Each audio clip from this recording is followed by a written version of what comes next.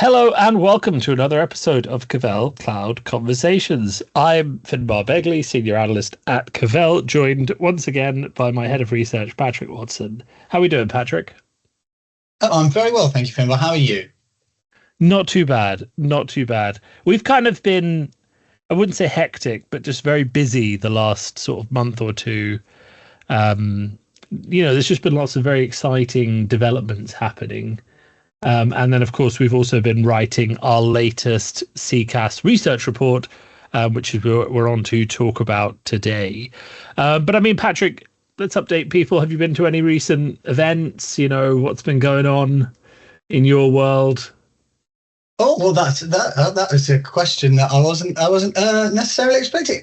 Not actually, no. We've been, as you said, we've been all hands to the pump, and I think most people that know Cavell understand that the way we create our research is multifaceted, both sort of speaking to the industry, combining that with enterprise research that we've done historically, speaking to businesses about their attitudes and practices towards adopting technology, and then also desk-based research. And I think the piece that you've been leading that is available now to everyone is our CCAS market evolution report, these are big undertakings. This takes months to do this type of research. So actually, I think I don't even think I've travelled anywhere over the last 6 weeks. We've been all hands to the pump on compiling the CCAS research. Are you mainly, Finbarr?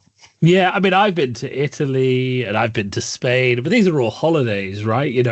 In between. Well, the best thing to do when you finish writing a research report as an analyst is leave the country as quickly as physically possible. So, because you finished and you need to kind of get a break. But yeah, no, so we've been working on this research report. And I mean, as you say, it's a multifaceted process and, a peek under the hood. You interview 30, 40, 50, however many companies you end up speaking to, and just asking them lots of different questions about the marketplace and then trying to synthesize that down into a report. So what did we learn? I guess that's the question. Where did we start?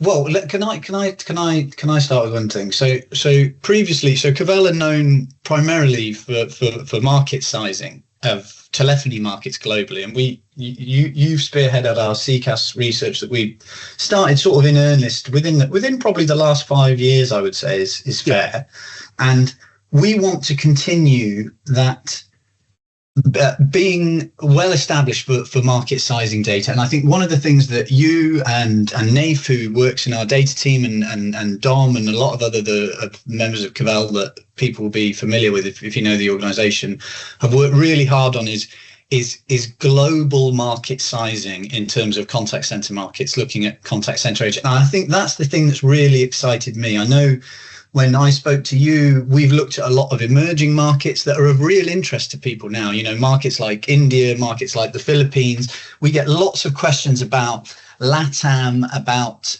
South and Southeast Asia, APAC. And I think what we've done in terms of creating a global model for the number of contact center agents, I think that is one of the key, as well as some of the great qualitative stuff that you've uncovered from those vendor interviews, and as you said, speaking to people in the wider customer experience ecosystem. I think that global market sizing in terms of how many contact center agents are there globally, how many are there in North America, how many are there in the USA, how many there are there in Brazil, that quantitative data is what Cavell are known for. And I think that's one of the things that probably I think I'm most proud of, and out of this particular research, I think we've done and you and the team have done a really good job of sort of quantifying that data, both from anonymized stuff that we get back from the contact center vendors who tell us we've got X agents in this country, but then corroborating that with partner data, with enterprise data, and desk-based research. And I think that is the really that's the real leap forward potentially in this iteration of the report. Yeah, and it's also like on our list to continually expand as well. We're constantly thinking, where's the next country we should look at? Where's the next market that people are going to start asking us questions? It's kind of a cat and mouse game where we're trying to guess, oh, this country's going to be quite interesting next year. All right, well, let's get some data ready for that. So expect more on that front from us. And I mean, ultimately, it is the question that we're getting asked by everyone, which is how many agents are there? How many seat Yes. licenses are being sold? And then obviously the big knock-on question, which is how is AI impacting those seat license sales? And without giving the game away, because you'll have to obviously get the report and read it, but the general feedback from the industry is that the impact of AI on seat license sales hasn't really taken hold yet in any major capacity. And that's not to say there aren't isolated customers, and I've heard plenty of anecdotal stories about seat license sales dropping but revenue going up because they're selling more AI into that customer. But general consensus when you talk to all these people is, okay, well, you sold that new AI solution. How many seats have you reduced that customer by? The answer comes back none, right? So then you might be able to guess, but you'll have to get the report, but you might be able to guess that our forecasts reflect that sort of thing, which is that, is there a general reduction in seat license based on automation being deployed? Of course there is, and there will be. But is it this drastic amount that other research will tell you is happening that isn't as rooted in the practicalities of the market? Well, it's not. And I think that's interesting because it's interesting to take our research, which is rooted very firmly in the people working on the ground, and then you go and you talk to some AI-led research or some financial-led research where they'd love nothing more than to just, unemploy 95% of contact center agents in the world or something like that. And then you say, well, that's kind of wishful thinking right now based on the adoption curve in the technology space. I don't know what you think about all of this, Patrick. No. Well, and you and I have discussed this at length as we've been doing this research over the past 3 months from a sort of almost philosophical standpoint, in that actually the data that we're being fed back from the industry and from enterprise research is that immediately, or at least in the short medium term, people who run contact centers, people who sell contact center software, are not expecting a huge drop off in the number of agents. And ultimately, all of our data and our data models always have to be, exactly as you said, based on the feedback that we're getting at that particular time. So I think all of those data models, we forecast over a 5-year period, and I think that becomes more of an unknown. We base it on the data that we get back at the moment. We base it on vendor forecasts, we base it on enterprise research. But how quickly things might change is the $1 million question. But at the moment, I think you're absolutely right. From the sort of feedback we've been getting from the industry, it hasn't had the immediate impact in terms of job losses that we thought it might. And I think a lot of people have said that for a while, that actually in the short medium term, AI will assist agents. It will replace a lot of those classic cliches. It will replace those mundane, easily automatable tasks and roles, and allow agents to refocus in different areas. I think what would be really interesting, we talked about those sort of emerging markets up front, is what the impact of AI might be in the longer term on those emerging markets where labor is very cheap, and ultimately those markets are utilized for outsourcing contact centers of relatively rudimentary functionality. How much of that can be replaced by AI in the long term? But also, actually, that cost analysis of hiring a contact center agent in the Philippines, for example, versus utilizing a relatively large amount of compute and storage resource from an AI perspective, when does that cost balance tick over in terms of actually it's more cost effective to do this with an automated bot system or whatever that might be? I think that's the really interesting point. Exactly. And in Western markets, you've got an interesting dynamic as well, which is that what you're talking about is the contact center agent. What you're talking about is a trusted, trained, reputable individual who is valuable to your company. And what a lot of people are saying is, why would I get rid of that person before they're ready to go? Why would I take this person who could be put on a sales line, or I could find a different customer for them to work on, or I could give them a role supervising automation, or I could give them a role doing something else at the company, I'm not going to put that human resource that I've worked so hard to cultivate on the shelf in the hope that the new technology I've deployed that's automated is going to work perfectly out of the gate. And I think that very much is like the reality of the world. You've got the cheap cost, but the cheap cost of labor in these emerging markets going, and you've got the hard won contact center agent in the developed market who no one's rushing out the door. And when those trends meet the latest development, there's naturally just a slowing of offloading of people in favor of automation. How long that will continue, I think, when we talk about it, there's a big question mark over what comes next, right? We like to root our forecasts in what is happening with the knowledge, and our customers will know this, that if some breakthrough technology like quantum computing comes across in 2 years' time, obviously our forecast will be updated to reflect that, but we're not going to predict that is going to come out before we've seen it start to be actually causing some impact, which I think is quite interesting.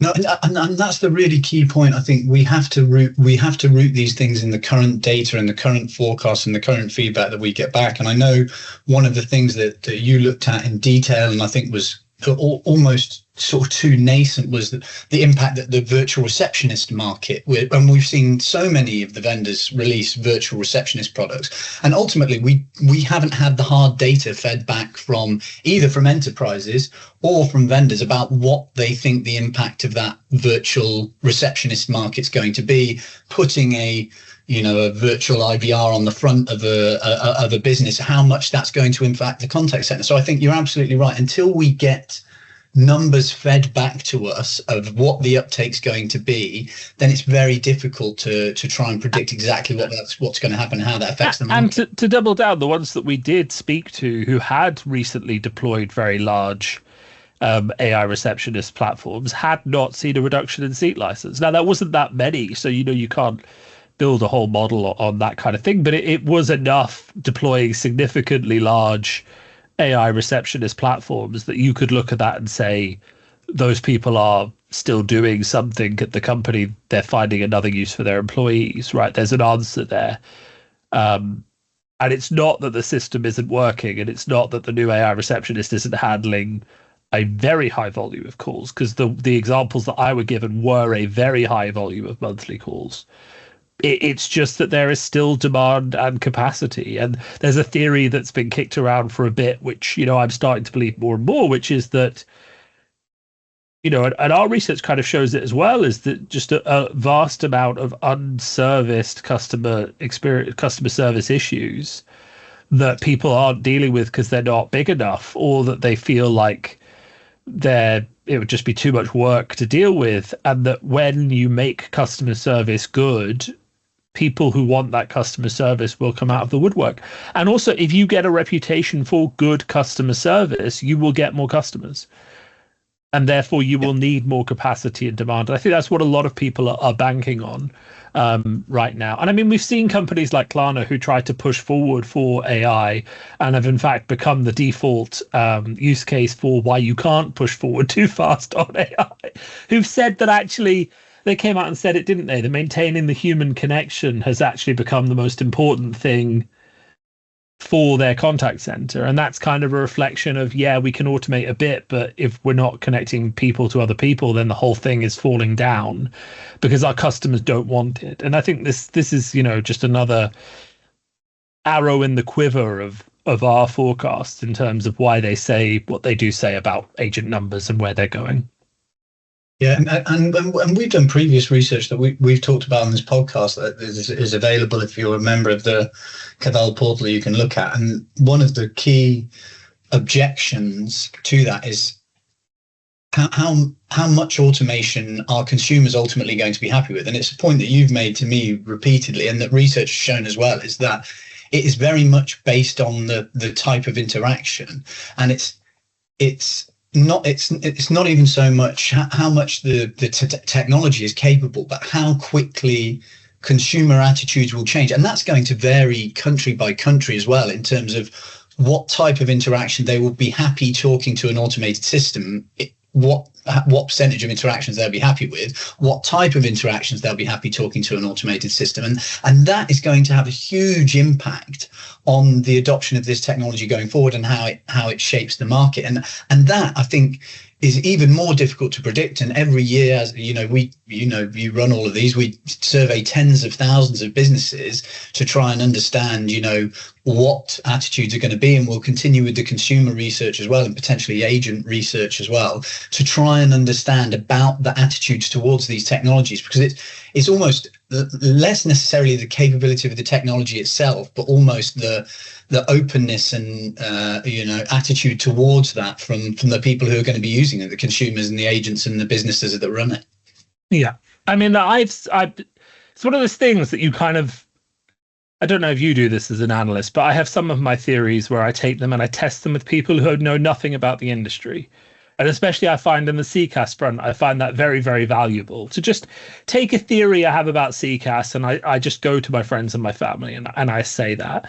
And it's completely not good market research practice at all, because it's non-quantitative and it's non-anonymized and all these things.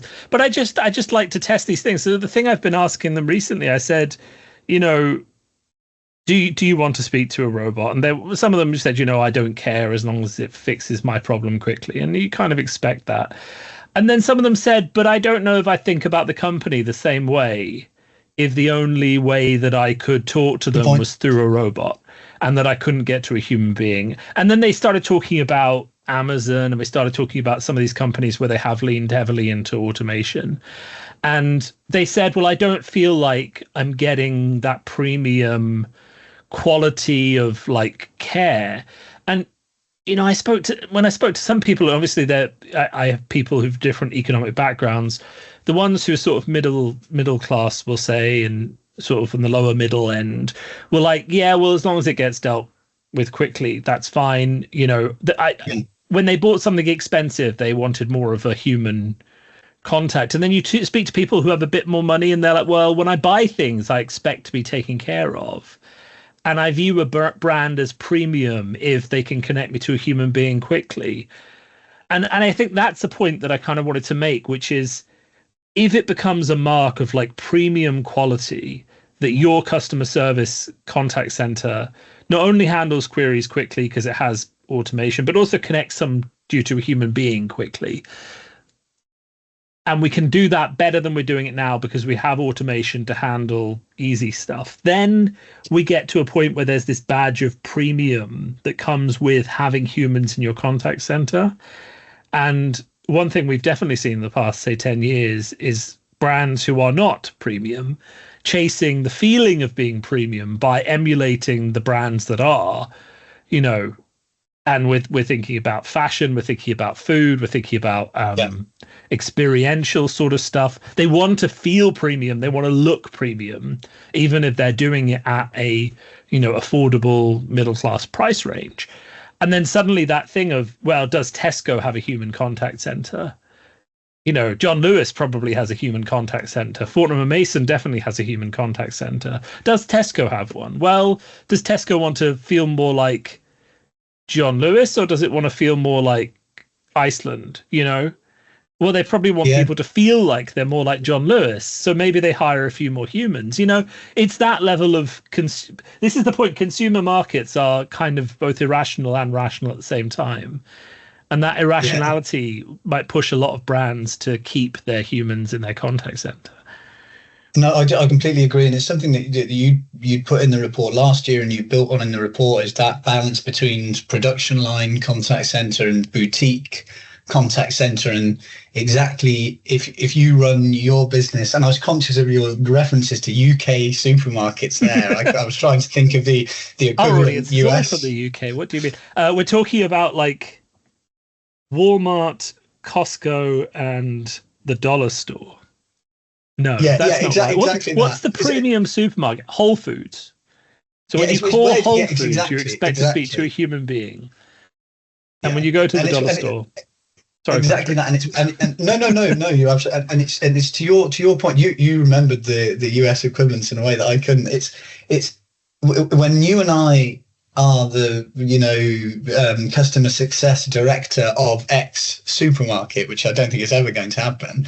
Where do you want that balance to lie in terms of exactly to your point, sort of cost and efficiency versus reputation? And I think in the long run, ultimately, it might not be so associated that a premium brand is associated with you, but at the moment it definitely is from a consumer perception side. And our research has shown that, and third-party research has shown that. So it's a really interesting philosophical debate about what is going to happen in the future. But I think at the moment, so much of the stuff, when obviously I was working on the report with you and reading the report, I think is really interesting in terms of the tangible use cases that are happening now, what businesses are using the technology for now, and then in the future, as we conduct this research, more and more regularly every year, we'll probably get additional tweaks and new, use cases that are being utilized, and that'll probably change both consumer perception and consumer attitudes. And going back to your original point, probably change the numbers in terms of how many agents we think there are in markets, and where we think that's going to grow and where we think that's potentially going to shrink, maybe. But that is that's the crystal ball piece. And I want to clarify, just because when we think about starting to wrap up the podcast, that I don't want you to think that we're down on automation or AI. So if you go into this report, there's our forecasts, there's I think there's 3 sections on what's happening with automation and AI. It is the biggest talking point in the CX industry, and it is going to continue to grow at a pace. And the report talks about adoption rates and consumer attitudes, and it talks about business, but it also talks about the practical use cases that are in deployment now and are seeing, good volumes of sales, right? And those are, things like automated quality management. They are things like AI receptionist, those kind of things that are bringing meaningful and powerful change to how CCAS works, how efficient it is, the quality of it, the quality of the experience. In many ways, the day of the bad chatbot is numbered, right? We are building beyond that. So don't take, when we talk about, we don't think it's going to replace a lot of agencies, that doesn't mean that innovation and deployment of new technologies is not happening. It's more just about what is happening to the people as well as that. So, in that report, which I do, highly recommend, get in touch. If you can't find it, go to our website, email us. If you want it, it has so much data on not just our forecasts, but also, the trends that are occurring, what's happening with convergence in technologies, what's happening with AI, what's happening with pricing, and all these other quite detailed sections that maybe we'll talk about at another point. And it really does represent, a whole year's worth of talking, interviews, research, distilled down into capture a moment that says, 2025 CCAS market looks like this. And then I really enjoy, when I do 2026, I'm going to go back, I'm going to read 2025. I'm going to see how many things have changed, how often I was right. Most of it's going to be correct. That's fine. I'll just be like, look, I was right about everything. I don't have to change the report at all. But, it really is a great piece of work. And I think that's all I really have to say about it right now. If you want the report, do get in touch. It's brilliant. Yeah, I absolutely echo that. I think as I said, at Cavell, we've been known for market sizing primarily in sort of global telephony markets. You've spearheaded the customer experience research, to use the umbrella term, over the last 5 years, and I think that the report this year is at a stage, a much more advanced stage to where it's been previously, both in terms of the qualitative content, in terms of the technologies and the analysis that you've done, but also that global coverage. So we, as Finbarr said, we really encourage anyone who's interested in any contact center market globally, do get in touch, because we've conducted interviews all across the world in these emerging markets, and as you said up front, Finbarr, we're really keen And we know that a lot of those emerging markets I mentioned before, India, the Philippines, Brazil, South Africa, are of real interest to people in terms of what those markets are going to look like, maybe from an expansion point. So we'd be really keen to share the insights that we've gleaned, as you said, over a year of looking at those different markets. So that's anyone who's interested, we really do encourage you to reach out to either Finbarr, myself, or the wider Cavell team for insights on that. There we go. All right. As always, if you like this podcast, tell us. We thrive on feedback. We are analysts. We are therefore media-focused creatures. So tell us if you liked it. Tell us what you liked. Tell us what you didn't like. If you really, really liked it, tell your friends. If you really, really hated it, tell your friends and us. And yeah, I mean, we'll speak to you. We'll see you all very, very, very soon. Thanks, everyone.